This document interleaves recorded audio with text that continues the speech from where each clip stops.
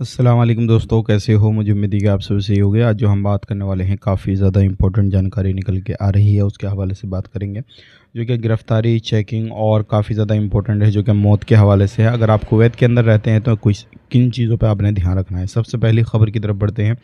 जो बड़ी खबर आ रही है निकल के, एक मिस्र का बंदा जो था वो ख़त्म हो चुका है, क्योंकि वो रोड क्रॉस कर रहा था, उसकी टक्कर हुई, उसके बाद में वो बंदा वहाँ पर ही ख़त्म हो गया।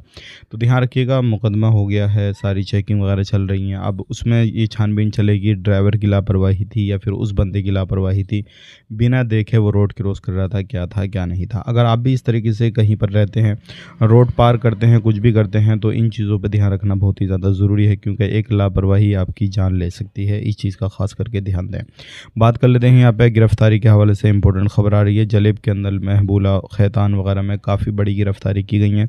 लगभग 50 से ज़्यादा लोग पकड़े गए हैं, जो क्या कुछ लोग ऐसे पकड़े गए हैं जो क्या नशे की हालत में थे, कुछ लोग ऐसे पकड़े गए हैं जो क्या गैर कानूनी काम कर रहे थे, और कुछ ऐसे पकड़े गए हैं जो क्या कुवैत के अंदर जो सामान बेचना अलाउ नहीं है वो सामान बेच रहे थे, और कुछ लोग ऐसे पकड़े गए हैं जिनके ऊपर पहले से मुकदमे दर्ज थे लेकिन वो हाथ नहीं आ रहे थे।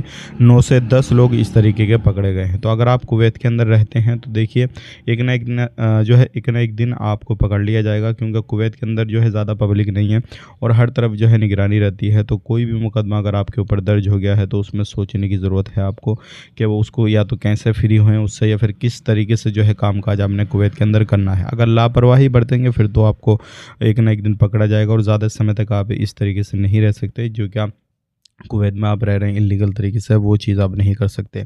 अगर कुवैत में आपको रहना है तो ख़ुद को लीगल करना पड़ेगा। इसके लिए आप चाहें अपनी एम्बेसी से मदद लें, या फिर आप डायरेक्टली जो अपने कफ़िल या कंपनी या फिर जहाँ का आपका वीज़ा है वहाँ पर कॉन्टैक्ट करके उनको मनाएँ, उनसे समझौता करें, उसके बाद में कामकाज शुरू करें।